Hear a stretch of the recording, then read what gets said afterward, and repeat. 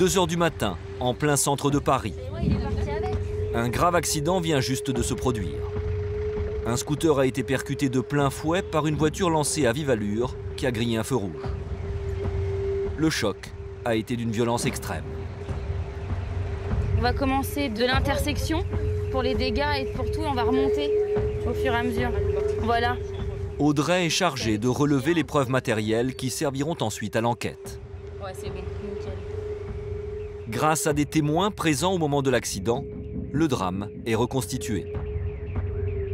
Le véhicule qui est ici, donc zigzaguait, s'amusait un peu sur la route, grillait des feux rouges.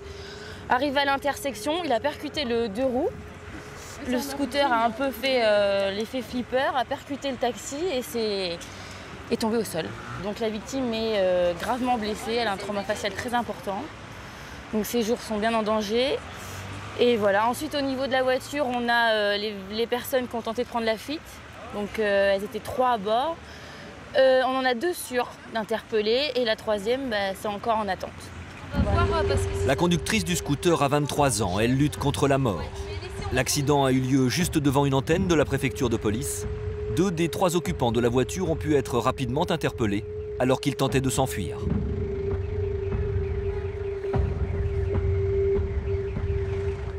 Les suspects sont maintenant en garde à vue au STJA, le service de traitement judiciaire des accidents. Il s'occupe d'enquêter sur tous les accidents graves à Paris. Le passager est mineur, le conducteur a 20 ans et ils sont déjà tous les 2 connus des services de police. Là, il y a votre avocat qui va venir, d'accord? Après, on vous met en cellule le temps qu'on finisse. Et puis après, vous nous direz ce qui s'est passé. Comment s'est passé l'accident, tout simplement. Ok? 4 h 30 du matin. Avant d'interroger le conducteur, les policiers doivent prendre la déposition des 5 témoins de l'accident. Ouais. Lui, il a vu le conducteur, le 3e individu qui a pu prendre la fuite et le mineur qui était passager arrière. D'accord. Les témoins sont unanimes. La voiture a bien grillé le feu rouge avant de percuter la voiture. Mais les témoins sont moins choqués par l'accident lui-même que par le comportement des occupants du véhicule après l'accident. Donc il a percuté quoi, un scooter? Il a percuté, le choc a été très très violent quoi.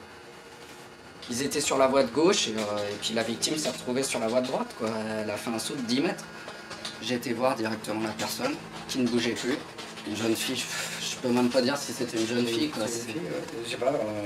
Je sais même pas. Le lendemain matin, au STJA, le commandant Jurkowski et le lieutenant Guédouard sont chargés de l'enquête. Ils viennent de recevoir les analyses toxicologiques du conducteur. Alors donc stup positif, délit de fuite alcool et stup. Les circonstances aggravantes s'accumulent pour le chauffard. En plus du délit de fuite, il est positif au cannabis et conduisait sous l'emprise de l'alcool.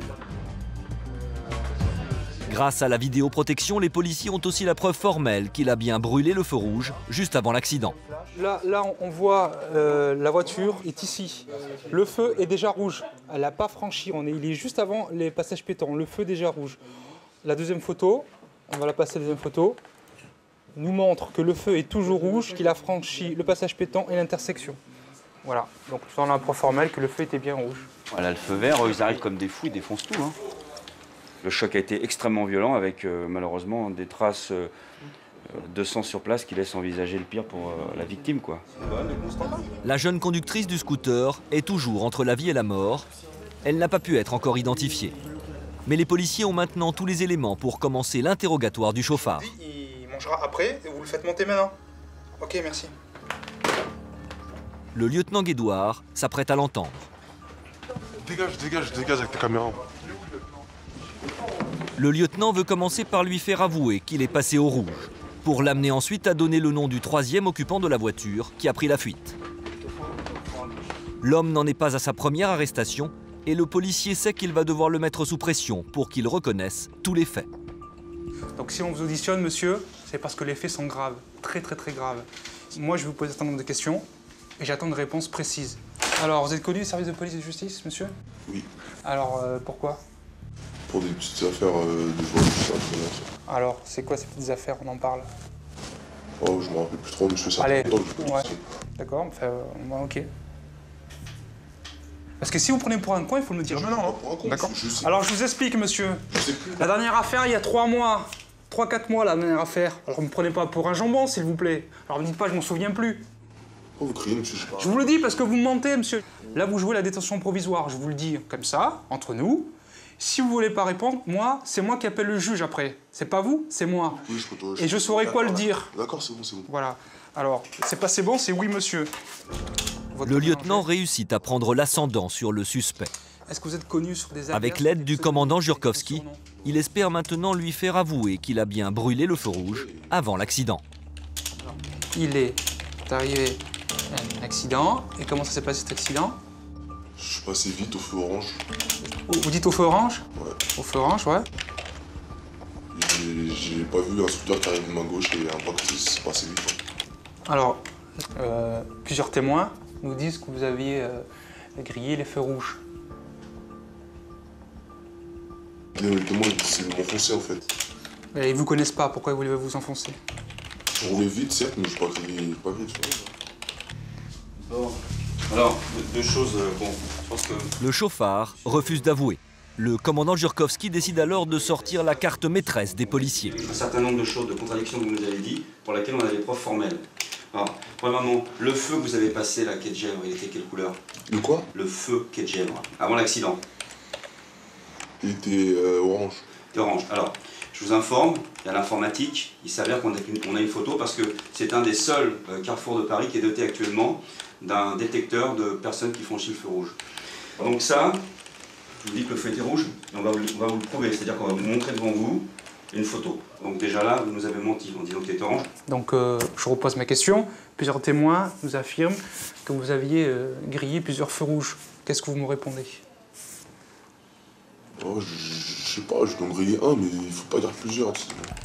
Nouveau point marqué par les policiers. Mais le plus dur reste à venir. Le chauffard avouera-t-il le nom du 3e passager qui a réussi à s'enfuir?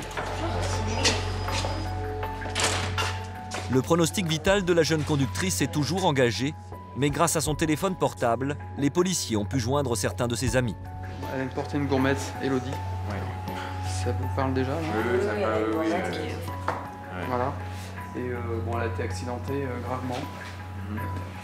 Pour être sûr qu'il n'y ait pas d'erreur, les policiers vont leur demander de reconnaître quelques objets retrouvés sur les lieux de l'accident. Une étape essentielle dans l'avancée de l'enquête, mais douloureuse pour les amis de la victime. Donc, enfin, on va vous présenter ce qu'on a récupéré. Déjà le blouson, je sais pas si... Donc c'est un petit blouson comme ça? Oui, c'est ça. Bon. C'est ça. D'après les éléments qu'on vous présente, vous pensez que... Ah oui, il n'y a pas de souci, oui, il n'y a pas... Ouais, oui, c'est chaussures. Est-ce qu'on peut juste savoir dans quel état elle est? C'est très sérieux, c'est très grave. Elle est même... Enfin, médicalement, vous avez des termes à me donner? Le pronostic vital est très engagé.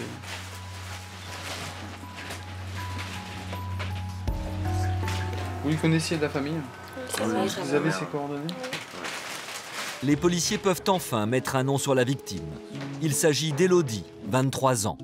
Elle est serveuse dans un restaurant et rentrait du travail quand elle s'est faite percuter par la voiture.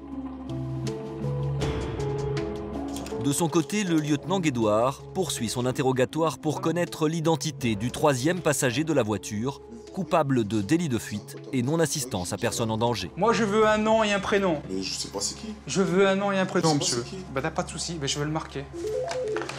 Oui, lieutenant? Une information capitale va changer le cours de l'interrogatoire.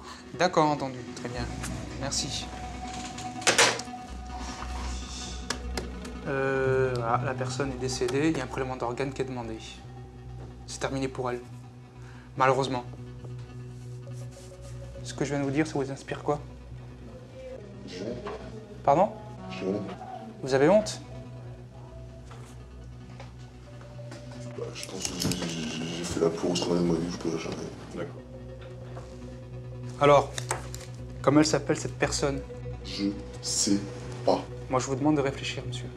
J'ai réfléchi, je sais pas. Bon, alors, puisque vous jouez au machin, c'est marqué quoi, là? Code pénal. Voilà. La mort de la victime ne semble pas avoir ébranlé le chauffard. Pour le faire avouer, le policier va devoir pousser le suspect dans ses derniers retranchements. Minimum, monsieur, vous encourez 10 ans de prison. Minimum. On est passé de blessure grave à un homicide. Vous êtes auteur d'un homicide, monsieur. On n'est plus de la même cour. C'est terminé. Alors, soit effectivement, vous dites tout ce que vous savez et vous essayez de vous en sortir comme il faut, ou soit alors vous entêtez, vous couvrez vos collègues, vous assumerez tout seul. Je couvre personne. Voilà. Parce que quand vous serez en prison, ils ne seront pas là pour vous aider. Réfléchissez. Je le connais pas son prénom. Voilà, alors vous le connaissez. Et comment il s'appelle? Je connais pas son prénom. Vous menez pas en bateau, c'est terminé là. Cette personne, vous la connaissez. Cette personne, Je suis pas là pour vous oh, une connerie. C'est bon, hein. Est-ce que j'ai menti? Non. C'est moi qui pose des questions et puis vos états d'âme, j'en ai rien à foutre. Par rapport au décès de la victime, j'en ai rien à foutre.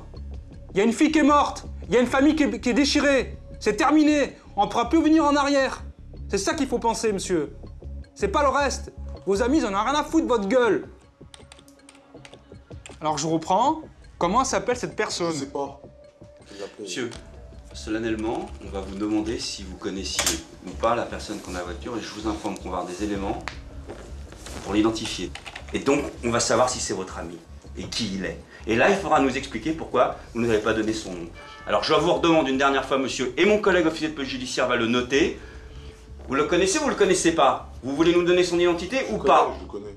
Vous allez nous donner son identité? Je la connais pas, c'est une identité. Monsieur, arrêtez, monsieur monsieur vous n'êtes pas un idiot. Monsieur vous n'êtes pas idiot. Arrêtez de crier, je la connais pas, son identité. Vous connaissez pas son identité, on va le savoir.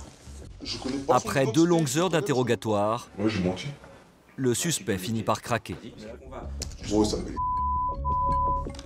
Et je connais pas son identité, c'est tout. Le chauffard donne seulement un prénom, il n'ira pas plus loin. Mais en recoupant cette information avec la description des témoins et leur base de données, les policiers finissent par identifier le troisième homme.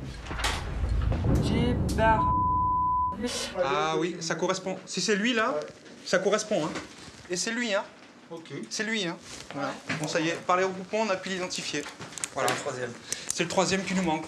Combien vous êtes? Faut aller le chercher, on a sa photo. Hein. Police, vous ouvrez? Bonjour monsieur, police nationale. D'accord? Le suspect ouvre la porte. Restez, vous bougez pas. Mettez-vous là. Ah, mais c'est la police, mais doucement. D'accord. Asseyez-vous là, monsieur. Vous allez faire un bordel. Montre tes mains. Montre-moi tes mains. Voilà, maintenant tu peux t'asseoir. Le jeune homme vit chez ses parents. C'est votre fils? Ouais, c'est mon fils. D'accord. Tu vas me dire pourquoi je suis là. D'accord? Il est surpris au saut du lit. L'interpellation se passe en douceur. Réfléchis 2 secondes. Tu vas me dire pourquoi je suis là. Vas-y, je sais pas. C'est pas vas-y, c'est. On dit monsieur, on dit pas vas-y. Je sais pas pourquoi vous êtes là. Tu vas réfléchir? Ah, mais c'est bon, si vous savez pourquoi vous êtes là pour. Soit vous répondez de manière correcte, il n'y a pas de souci, ça se passera très très bien et vous serez de voir très rapidement, ou ça se passe très mal, mais ça se passera mal pour vous, pas pour moi. D'accord? Vous êtes placé en garde à vue à partir de maintenant 11h15 pour complicité de délit de fuite et non-assistance à personne en danger. Monsieur, bonjour, on vient. Le père du délinquant assiste à toute la scène. Il n'est pas au courant de l'implication de son fils dans l'accident et ne comprend pas pourquoi les policiers sont chez lui. On vient chercher votre fils, hein, parce qu'il est impliqué dans un accident avec une personne qui est morte. D'accord? Ils étaient 3 et ils ont tué une fille avec un scooter. Mais il était pas conducteur, votre fils, il était passager, d'accord? Il est passager, mais le problème c'est que lors de l'accident, il s'est enfui. Voilà, c'est pour ça qu'on vient le chercher. Il aurait fallu qu'il reste sur place, il n'y aurait pas eu de problème. D'accord? D'accord. Voilà, monsieur. L'homme ne réagit pas, il ne semble pas réaliser la gravité de la situation dans laquelle se trouve son fils. Allez, on y va. C'est bon là, on se calme. Mission accomplie, les policiers ont arrêté les 3 suspects impliqués dans l'accident mortel. Pour la famille de la victime, l'heure est encore au recueillement.